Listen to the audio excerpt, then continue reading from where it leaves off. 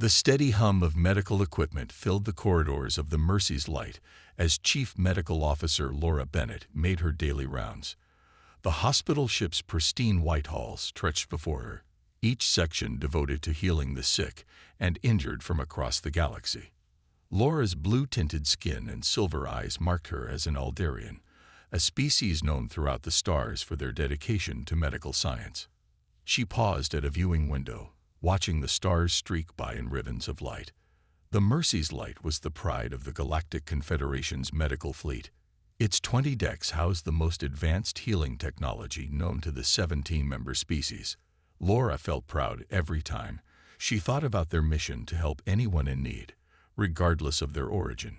The ship's communication system came to life with a soft chime. "Dr. Bennett, please report to the bridge," Peter Collins's voice called out. The human communications officer had joined their crew 6 months ago as part of an exchange program. His presence had already helped them better understand the cultures of distant worlds. Laura stepped onto the bridge, where the main screen showed a pulsing red dot against the black of space. The signal caught her attention immediately. "Status report," she asked, moving to stand beside her command chair. "We've picked up a distress signal from an unknown sector," Peter explained, his fingers moving across his console. "It's not matching any known patterns in our database, but the energy signature suggests a medical emergency." The bridge crew looked to Laura. As both the chief medical officer and ship's commander, these decisions fell to her. The Aldarian medical protocols were clear. All distress calls must be investigated. Yet something about this signal made her antennae twitch with unease. "Show me the sector," she requested. The main screen shifted to display a star map. The location was indeed strange. Well outside the normal trade routes and known civilization, they would be the first Confederation ship to visit this region. Kevin Martinez, their chief engineer, spoke up from his station. "The engines are running at peak efficiency, Dr. Bennett.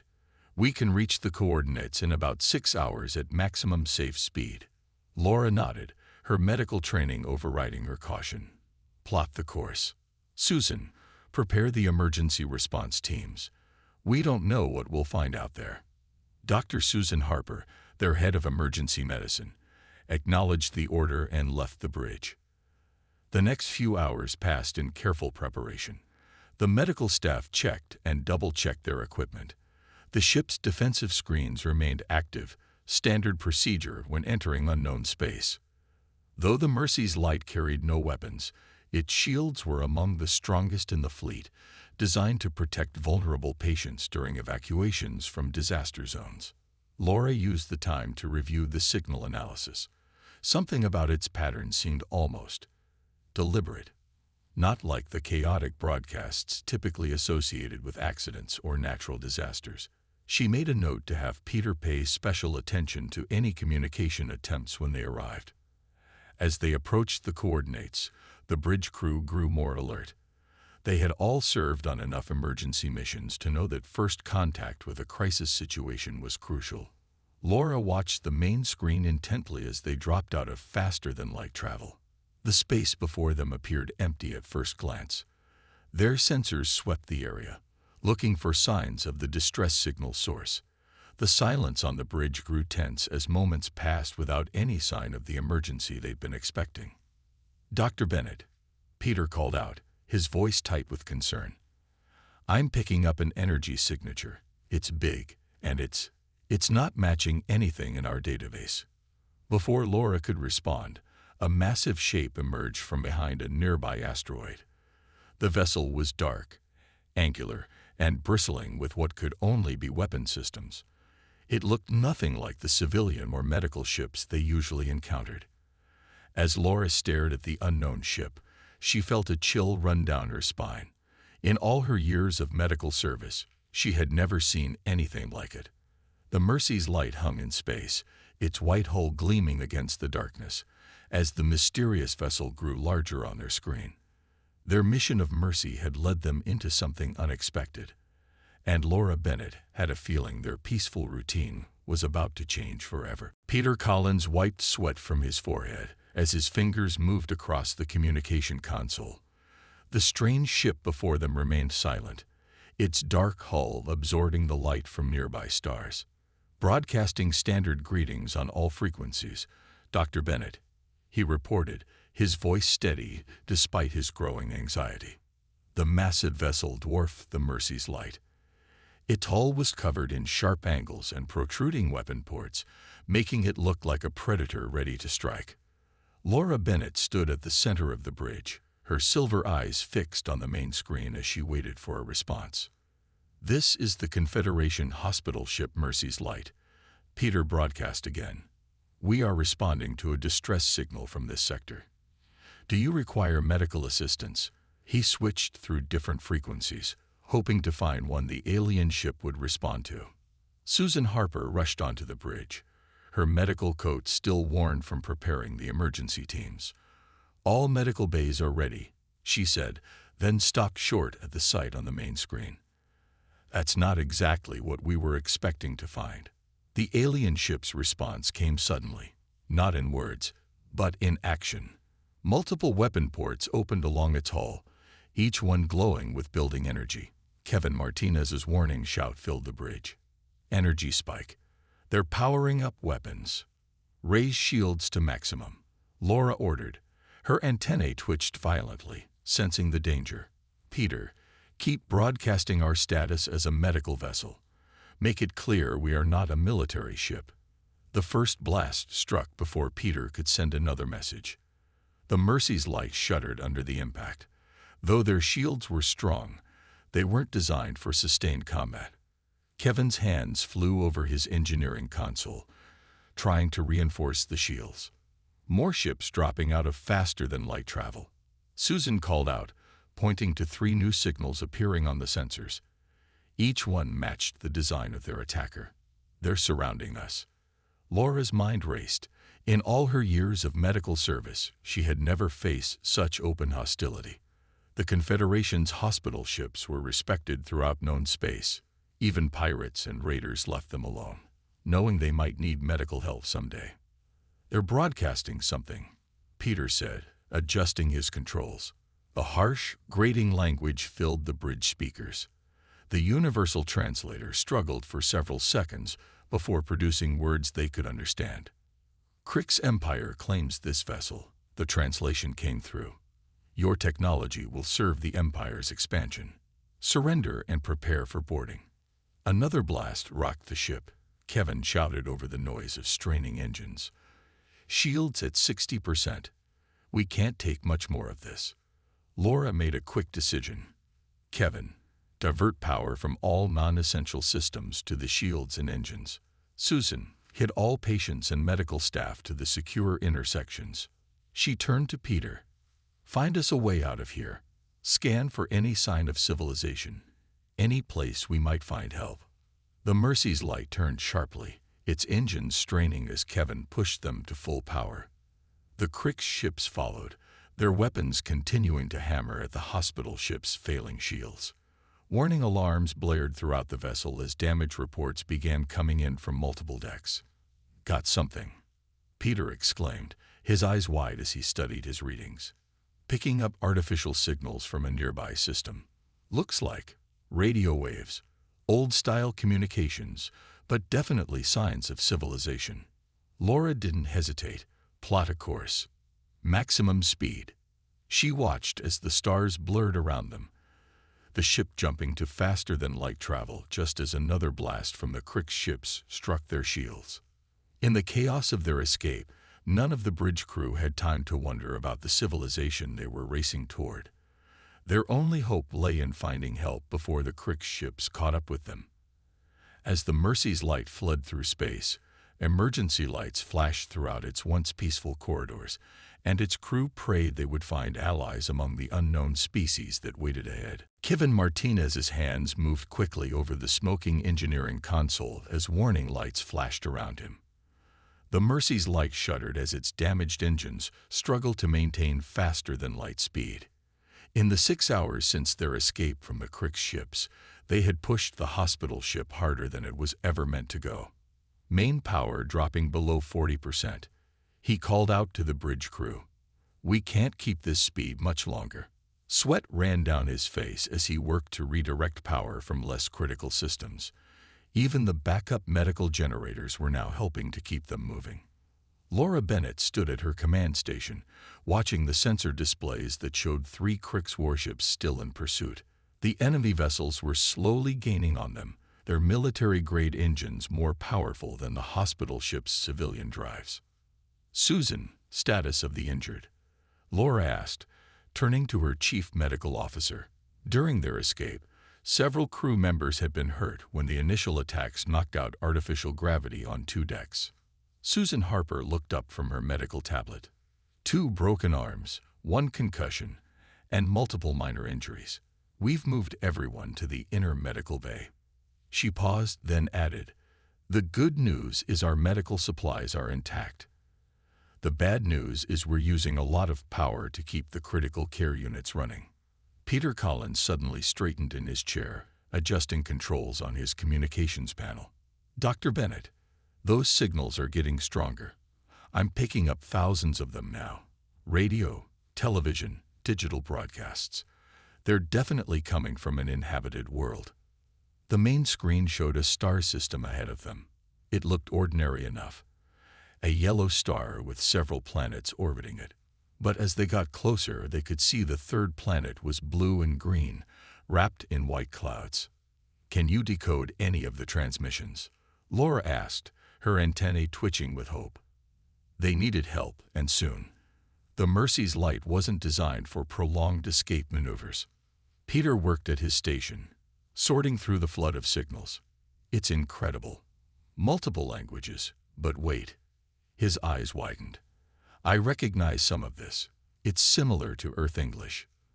The bridge crew turned to look at him. As their only human crew member, Peter had just become their most valuable source of information about the world they were approaching. "Earth?" Laura asked. "Your home world. But we're far outside known space.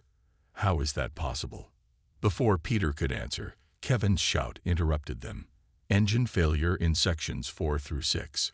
We're dropping out of faster-than-light travel." The stars stopped blurring around them as the ship returned to normal space. They were now inside the unknown solar system, much closer to the blue-green planet. But behind them, 3 flashes of light announced the arrival of their pursuers. "Krix ships are charging weapons," Susan reported from her station. "Our shields won't survive another battle." Laura made a quick decision. "Peter, broadcast an emergency message to the planet. Use Earth English. Tell them who we are, and that we need help." Peter's fingers flew over his console. "Broadcasting now. This is Confederation Hospital Ship Mercy's Light, requesting immediate assistance. We are under attack and have critical patients aboard. Please respond." The bridge crew held their breath as they waited. The Krix ships were spreading out behind them, moving to cut off any escape route. The blue-green planet grew larger on their screen as they drifted closer. Suddenly, Peter's console lit up with activity, getting a response. Multiple responses, actually. They're coming from vessels in orbit around the planet. He listened through his headset, his face breaking into a smile. "They're human ships, Earth ships, and they're asking for our coordinates." Laura felt her first moment of real hope since the crisis began. But as she watched the Krix warships moving into attack formation, she wondered if help would arrive in time.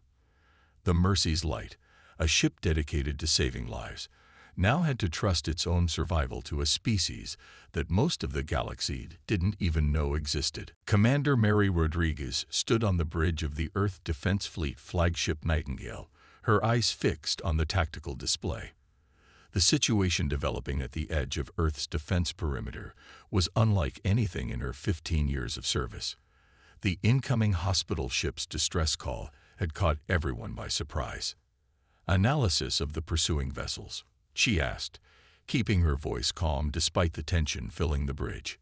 The 7th Squadron's crews were already moving to battle stations, their training kicking in automatically.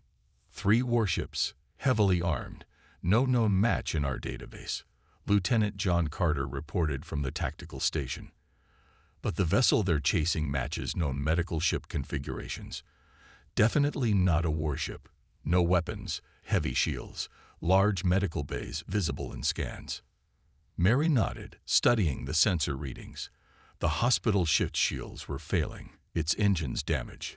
But what caught her attention were the life sign readings. Dozens of different alien species aboard, many showing signs of medical distress. This was no trick. This was exactly what the distress call claimed. A hospital ship in danger. Signal from the pursuing ships. The communications officer called out.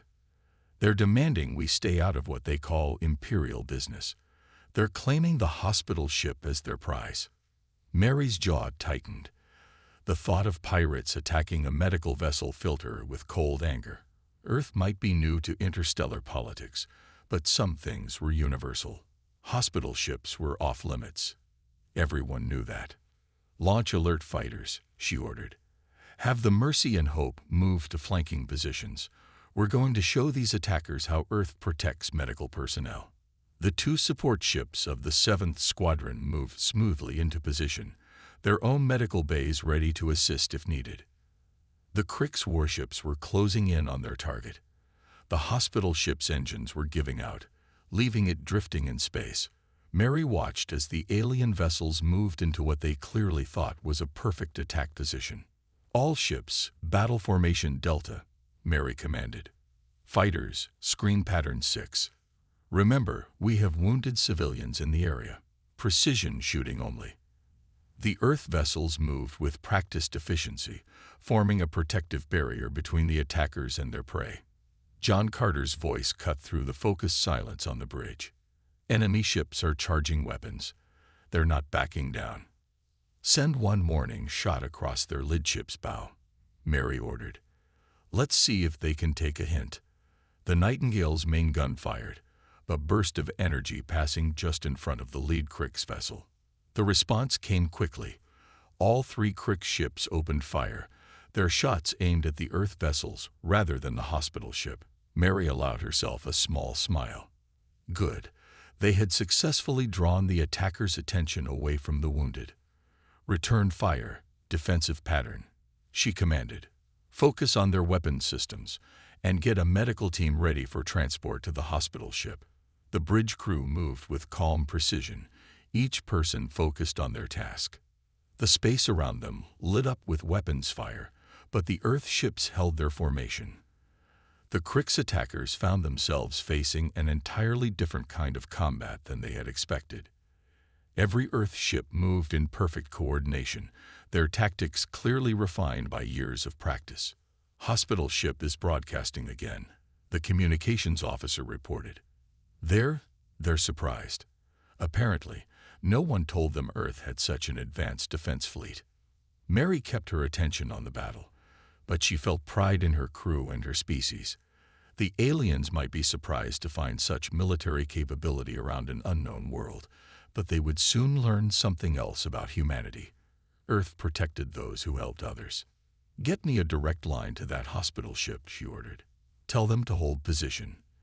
The Earth Defense Fleet will handle these attackers, and then we'll get their wounded the help they need. As she spoke, more Earth ships appeared from their patrol routes, drawn by the combat signals. The Krix ships were about to learn why attacking a hospital ship in Earth's space was a very, very bad idea. Laura Bennett watched in amazement as Earth's ships moved into position around the Mercy's light. Their tactics were unlike anything she had seen in her years of space travel. Each ship knew exactly where it needed to be, moving with precision that spoke of extensive combat experience. On the bridge of the Nightingale, Commander Mary Rodriguez coordinated her fleet's response. Deploy medical shuttles to assist the hospital ship, she ordered. All combat vessels maintained defensive screen. The Earth ships formed a protective wall between the Krix attackers and their intended target. Peter Collins worked quickly at his communications station aboard the Mercy's light, translating between the Earth fleet and the alien medical crew. Commander Rodriguez says they're sending medical teams to help us, he reported to Laura. They're also offering to evacuate critical patients to their medical ships. The Krix vessels held their position, seemingly confused by Earth's response. Their sensors detected the weapons on the human ships, but also picked up strong medical facilities. It was a combination they had never encountered before. "Interesting," Laura said, watching the tactical display. "They named their warships after healers and carry full medical bays. Even their combat vessels are partly hospital ships."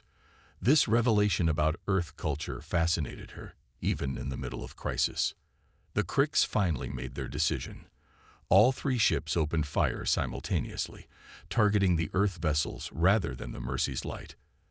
The space between the two fleets lit up with energy weapons. But Earth's response surprised everyone.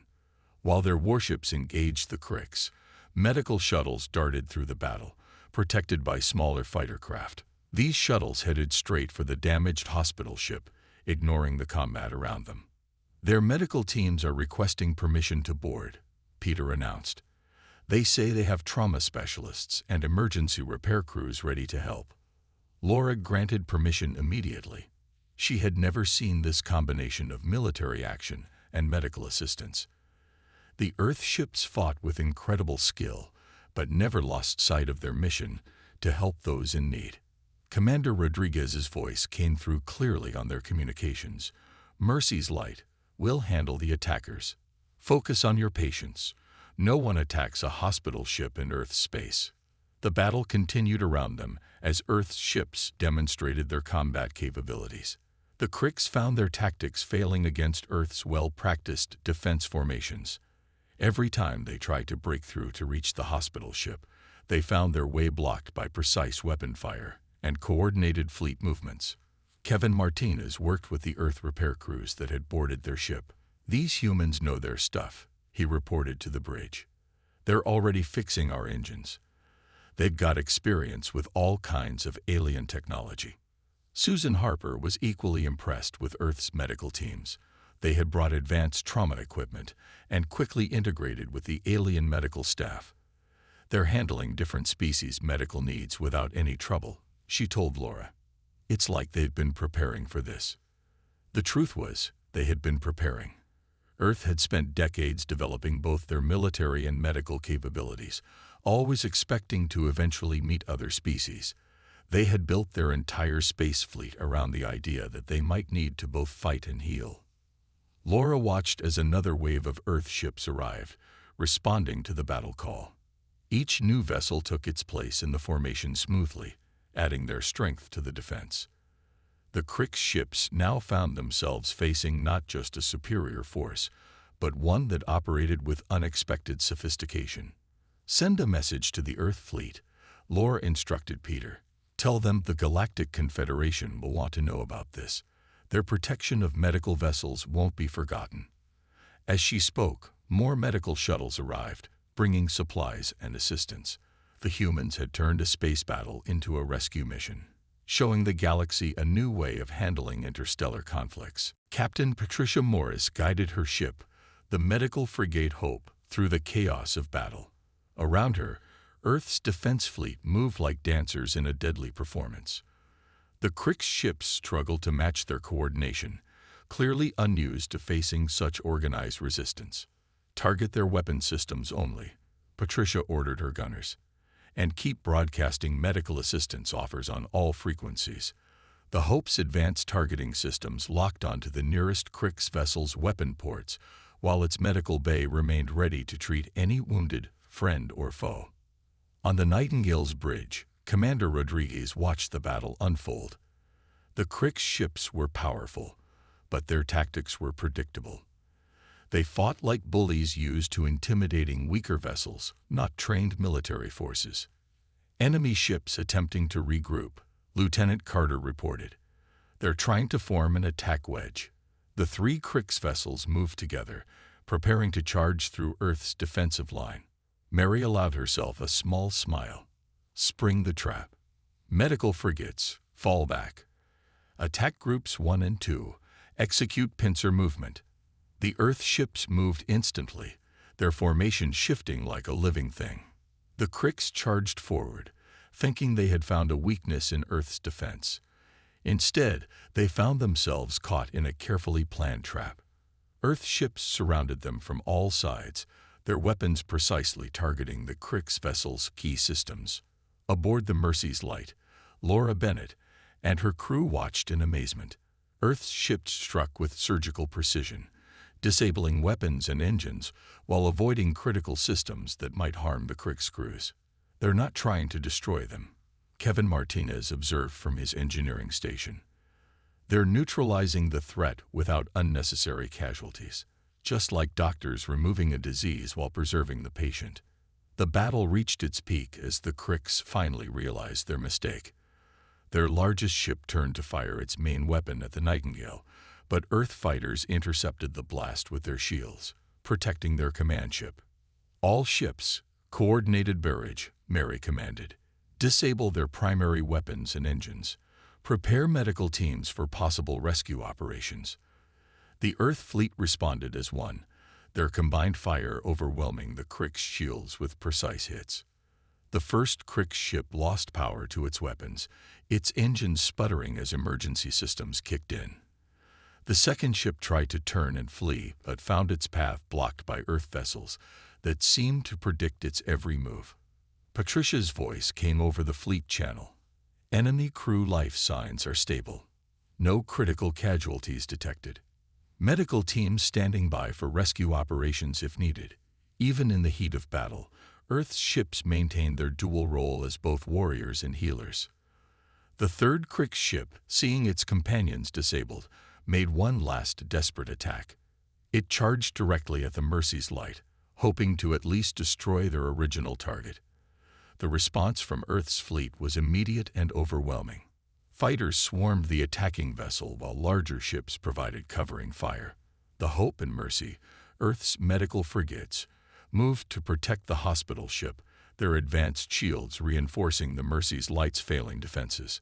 "Target neutralized," Lieutenant Carter announced as the last Krix ship's weapons went dark. "All 3 enemy vessels are disabled but intact. Life support systems remain functional." Commander Rodriguez opened a channel to all ships. "Victory secured. Begin rescue operations. I want medical teams ready to assist any injured among the Krix crews.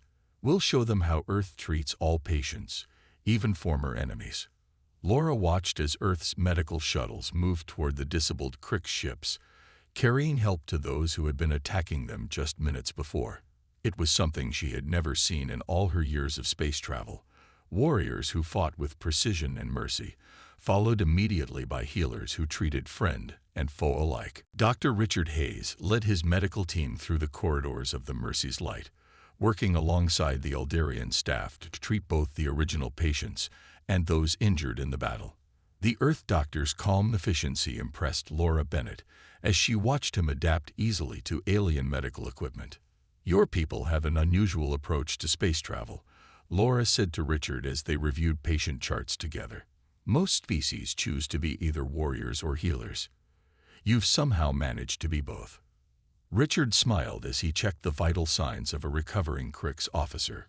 Earth learned long ago that the best protectors need to understand both how to fight and how to heal.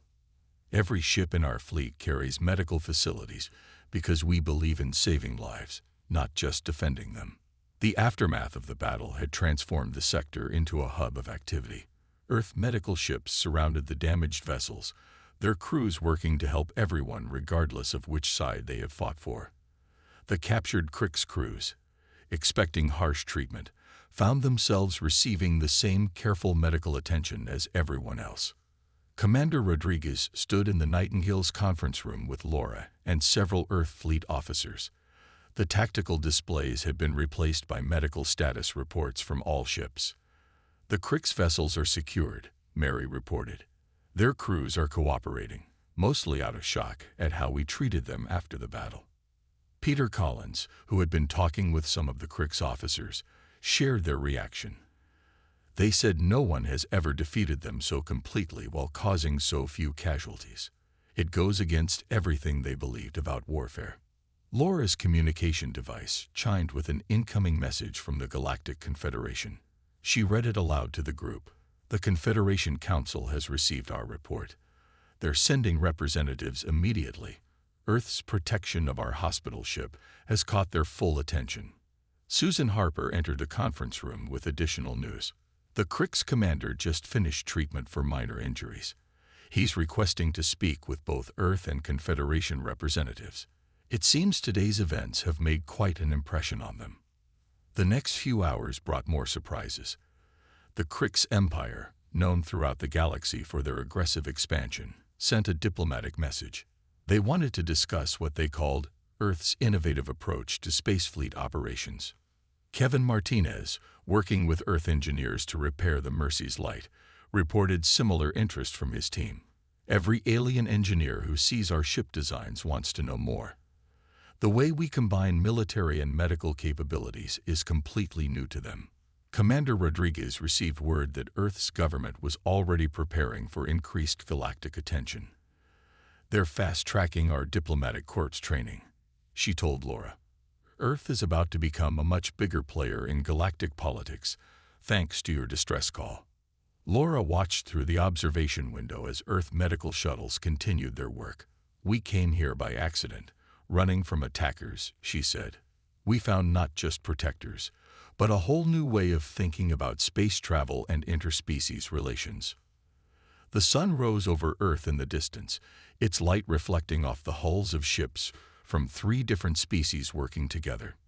Medical teams moved between vessels, healing the wounds of conflict even as diplomatic channels opened to prevent future ones. The attack that changed everything, Peter mused, looking at the scene, but not in the way anyone expected. The Cricks wanted to claim a hospital ship, and instead they helped introduce Earth to the galaxy. Laura nodded, her antennae moving gently in agreement. The galaxy needed something new. Not just warriors or healers, but protectors who understand both roles. Earth didn't just save our ship today. You showed everyone a better way forward. As the Earth fleet began preparations to escort the Mercy's light to a proper repair facility, Laura composed her official report to the Confederation. She knew this event would be remembered not just as a battle, but as the day the galaxy learned that the strongest defenders were those who knew how to heal what they protected.